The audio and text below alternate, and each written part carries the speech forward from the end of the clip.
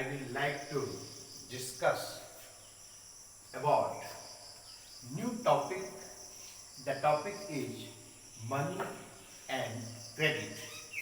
It is the most interested topic, and we should try to know about what is money and later on credit. अर्थात आज का जो ये topic है वह बहुत ही इंटरेस्टिंग टॉपिक है, मनी और क्रेडिट। मनी का हिंदी अर्थ होता है मुद्रा,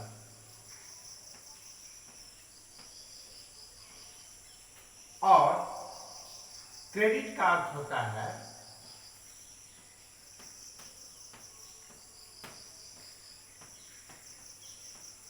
शाख, यानी मुद्रा और शाख। याद रखेंगे, कभी कभी बोलने के क्रम में उच्चारण में थोड़ा अंतर आ जाता है, तो इसका अर्थ का अनर्थ हो जाता है। मुद्रा का मूल अर्थ है रुपया पैसा से, यानी money is an economic unit. Money economic unit है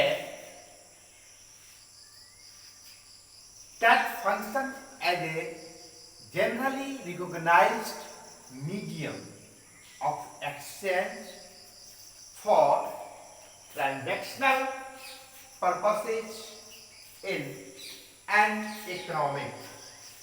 अर्थात मनी जो है, मुद्रा जो है, वह है क्या है? माध्यम। किसका माध्यम है? तो एक्सचेंज का माध्यम है। मुद्रा माध्यम है एक्सचेंज का, विनिमय का। कौन चीज का? तो वस्तुओं अथवा सेवाओं के बदले में दिया जाने वाला, वस्तुओं या सेवाओं के बदले में दिया जाने वाला एक प्रमाण है, एक प्रकार का कागज है।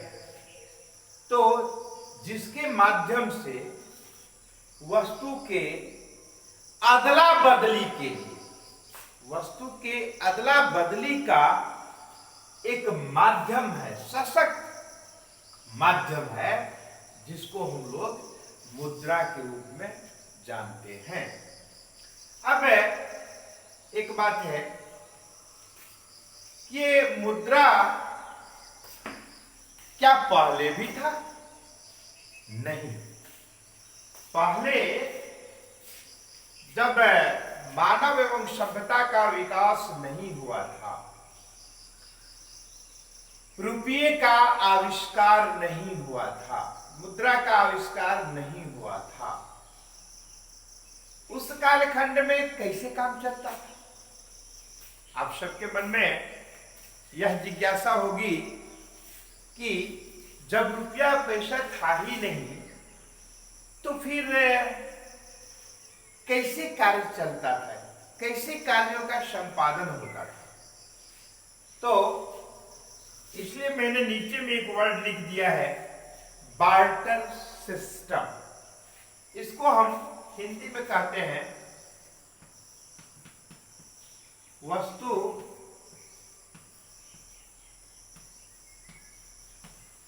विनिमय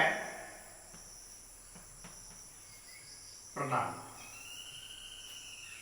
ये वाटर सिस्टम था, यानी किसी भी कार्य को करने के लिए, संचालित करने के लिए उस समय में माध्यम जो था वह है वस्तु ही। उदाहरण के लिए, क्योंकि पहले रुपये पैसे का, मुद्रा का आविष्कार नहीं हुआ था, प्रचलन नहीं हुआ था और विभिन्न कार्यों को करना आवश्यक था दैनिक जीवन में, इसीलिए उसका माध्यम हुआ वस्तु। ये वस्तु माध्यम। तो ये वस्तु विनिमय, वस्तु के विनिमय का क्या अर्थ होता है? विनिमय का अर्थ होता है अदला बदली।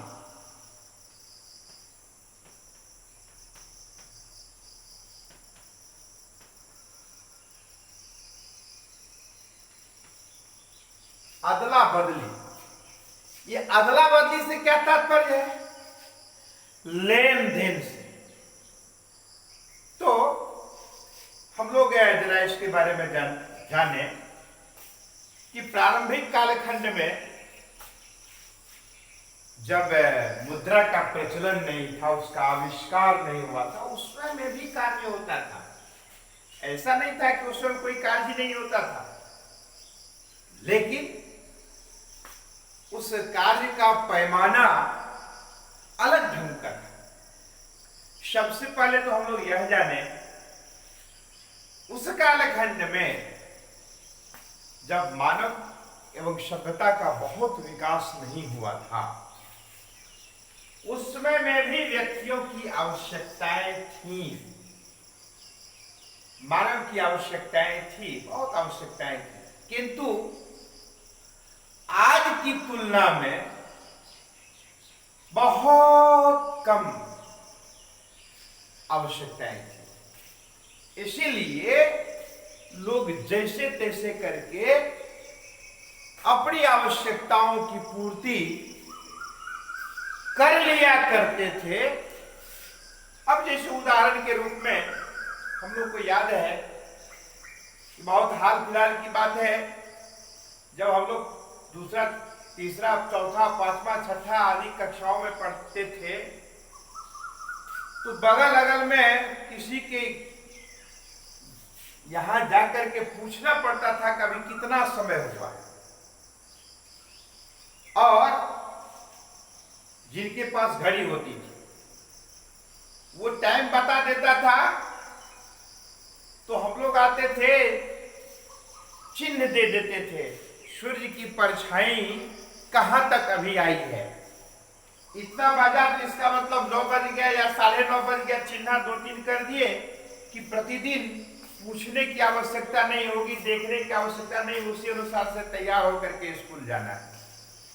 कल्पना कीजिए उस समय का कालखंड और आज जरा आप लोग अपने आप में मिलाइए।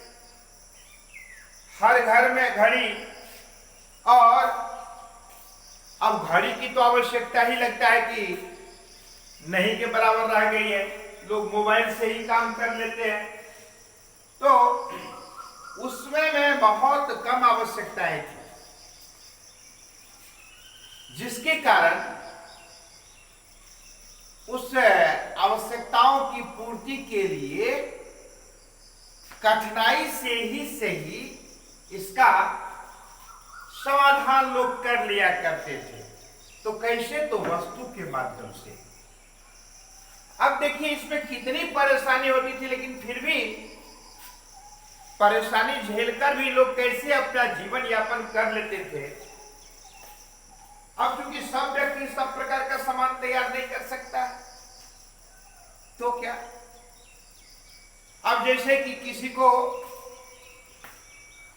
चावल गेहूं लेना है, गेहूं खरीदना है, और उसके पास में मक्का है।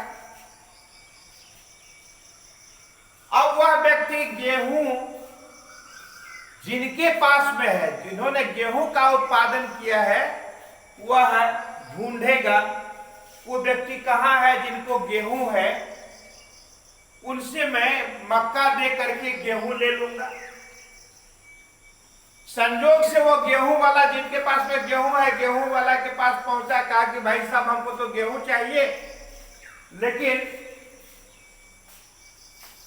गेहूं वाला ने कहा कि भाई हमको गेहूं तो है, लेकिन हमको उसके बदला में मक्का नहीं चाहिए, हमको उसके बदला में दूध चाहिए। अब दूध वाला को चाहिए गेहूं, गेहूं वाला को चाहिए दूध, तो ऐसी स्थिति में अदला बदली हो जाता था। दूसरा ये था, अब मक्का वाला ढूंढ रहा है कुछ और गेहूं, जिन्होंने तैयार किया है गेहूं वाले के पास पहुंचा, तो किसी ने कहा कि हो भाई हमको गेहूं तो है लेकिन हमको मक्का चाहिए। तब वहां पर संभव हो पाता था कि गेहूं के बदले में मक्का वो ले लेता था, उसके बदले में गेहूं दे देता था। तो यह गेहूं के बदले में मक्का लेना और मक्का के बदले में गेहूं देना, इसी प्रकार की अदला बदली, यानी वस्तु का वस्तु से अदला बदली करना ही वस्तु विनिमय प्रणाली है। वस्तु का, एक वस्तु का दूसरे वस्तु से अदला बदली करना ही वस्तु विनिमय प्रणाली है। ये प्रारंभ में था, किंतु बहुत परेशानी होती थी, बहुत परेशानी होती थी। और अब एक छोटा सा मैं उदाहरण देना चाहता हूं कि मान लीजिए कि किसी को मक्का चाहिए, वो ढूंढ भी लिया कि हाँ इस व्यक्ति के पास मक्का है। अब वो मक्का वाला को चाहिए गाय चाहिए। संजोग से जो मक्का खोज रहा था उनको गाय भी है। अब वो एक छिट्टा है, एक बर्तन वो मक्का लेगा उससे, और उसके बदला में वो कितना गाय देगा? एक ठो गाय दे देगा या दो ठो गाय दे देगा, या एक ठो गाय देना कुछ ज्यादा पड़ जाएगा, तो क्या होगा? तो चलो भाई जिस हिसाब से एक आकार प्रकार से एक बर्तन से मक्का ले लिया, तो उसके बदले में वह व्यक्ति जिसके पास में गाय है और वो मक्का लेना चाहता था, मक्का तो एक छीटा वह ले लिया, एक टोकरी वह ले लिया। अब चूंकि गाय का आकार प्रकार थोड़ा बड़ा है, पूरे गाय एक दे देने पर संभव है कि उसको लगे शायद हमारा ज्यादा त्याग हो जाएगा, त्याग हो रहा है, तो चल यार क्या करना है, तो जिस छीटा में, जिस टोकरी में उन्होंने मक्का लिया, उस टोकरी में ये गाय का एक पीस काट करके उसमें भर दिया। अब गाय का गर्दने काट के उसमें भर देगा कि भैया लो, तुमसे मैंने जितना लिया मक्का, उसके बाद में मैंने उतना गाय दे दिया। अब आप लोग को हंसी आएगी कि एक छीटा, एक टोकरी मक्का यदि लिया गया, उसके बदले में एक टोकरी उसको गाय का पीस बना के काट के दे दिया गया, या उसका गर्दन काट के दे दिया गया, तो गाय की क्या दशा होगी? क्या दशा होगी?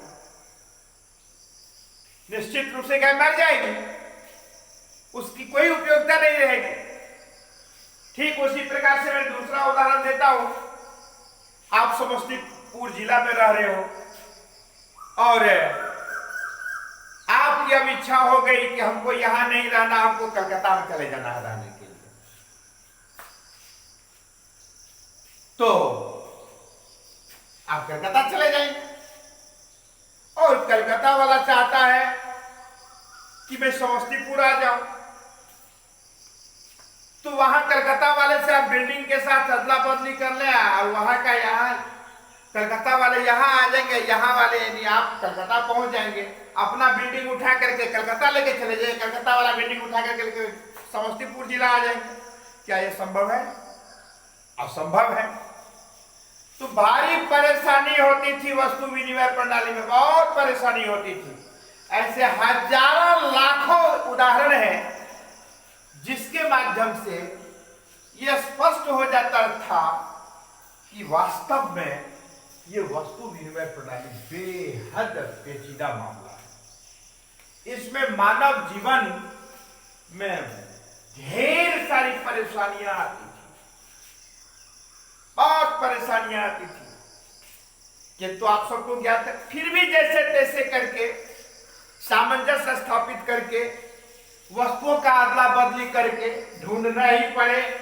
अब किसी को चप्पल जूता खरीदना है, अब उसके पास में चावल है, जो चप्पल जूता बनाता है उसको कपड़ा चाहिए, जो कपड़ा बनाता है उसको फर्नीचर चाहिए, लकड़ी का सामान चाहिए। तो ऐसी स्थिति में यह ढूंढ पाना और उससे अदला बदली करना और किस मात्रा में किस वस्तु के लिए कितना अदला बदली करना, वस्तु विनिमय करना, यह बहुत कठिन कार्य था, बड़ी परेशानी होती थी। अंततः धीरे धीरे ज्ञान का विकास हुआ, लोग और डेवलप होते चले गए और तत्पश्चात एक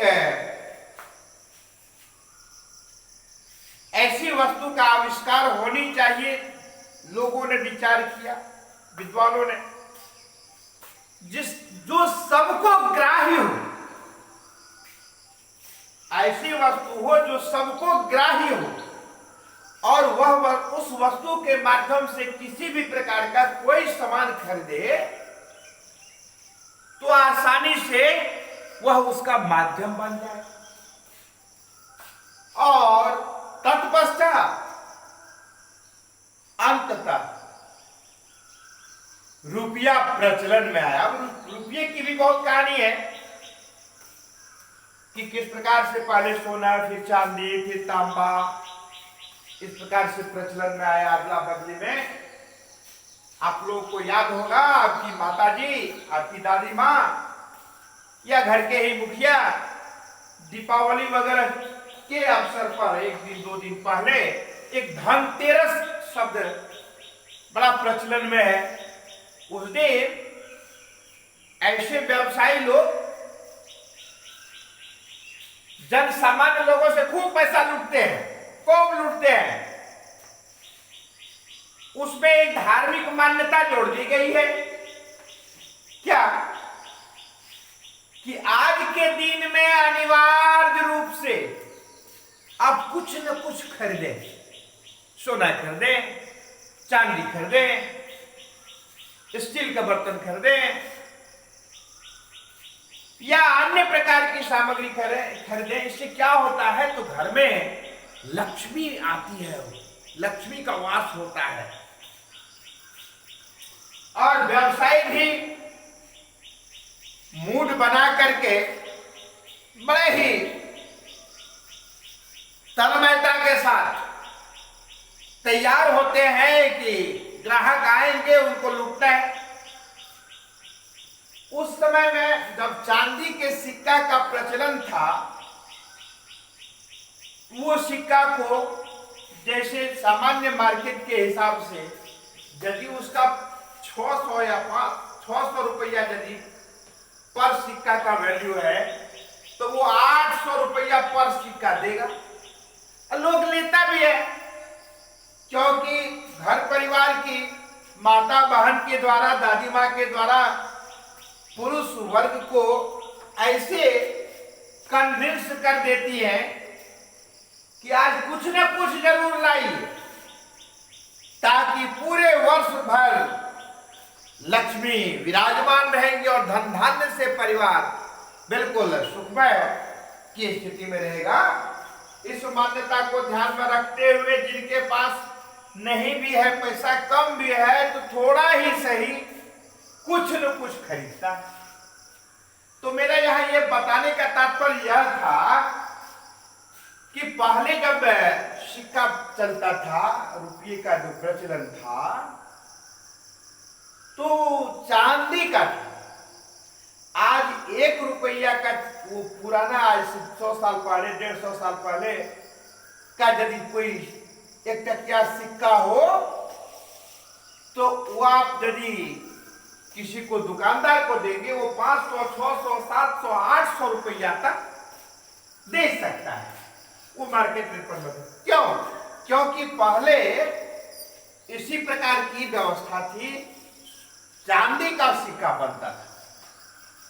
खैर, किंतु बाद के कालखंड में और उसको सरल बनाने के लिए अब चांदी का सिक्का, मान लीजिए कि आपको 10 लाख रुपया लेकर के अब यहां से पटना जाना है या दिल्ली जाना है, चांदी का सिक्का का प्रचलन था, तो एक बोरा में होगा, माथा पर ले करके उठा करके आप जाएंगे। यानी ऐसे रुपयों का जब प्रचलन था, उसको एक स्थान से दूसरे स्थान पर लाने ले जाने में भी भारी परेशानी होती है। ढेर सारे कारण हैं, क्योंकि हमको आना है मणि पर, इसीलिए हमको जल्दी इसको हम क्लियर करना चाहते हैं। तो इसीलिए उस रुपया का चांदी से, फिर तांबा पर, फिर उसके बाद वो एल्युमिनियम पर आ गया, और उससे भी अब सरल हो गया है, तो कागजी नोट का प्रचलन हो गया। खैर, जो भी हो, तो मनी के बारे में एक और परिभाषा है, money is what money does. मुद्रा वही है जो मुद्रा का काम करे। यानी, किंतु इसके हम मूल अर्थ में जाएं तो देखते हैं कि मनी इज ए मीडियम, यह एक माध्यम है to exchange all goods and things.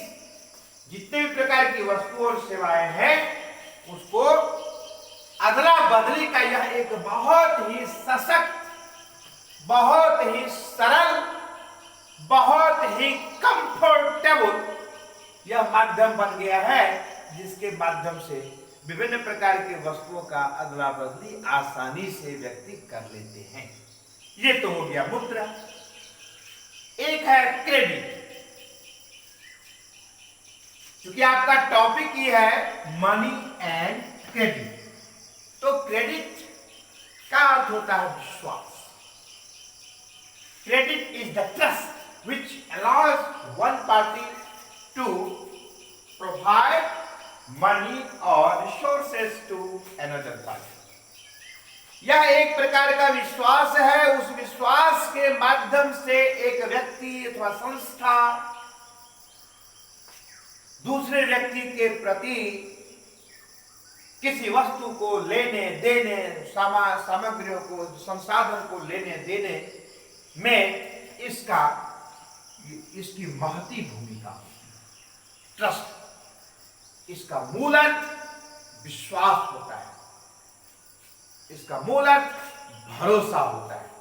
तो हमने आज यानी एक मुद्रा और दूसरा क्रेडिट को चर्चा की कि यह क्या है। मुद्रा एक प्रकार का माध्यम है वस्तु विनिमय प्रणाली का, और साख वह एक प्रकार का विश्वास है जिसके आधार पर तमाम गतिविधियां त्वरित गति से संचालित होती रहती है। आज की कक्षा में इतना ही। धन्यवाद।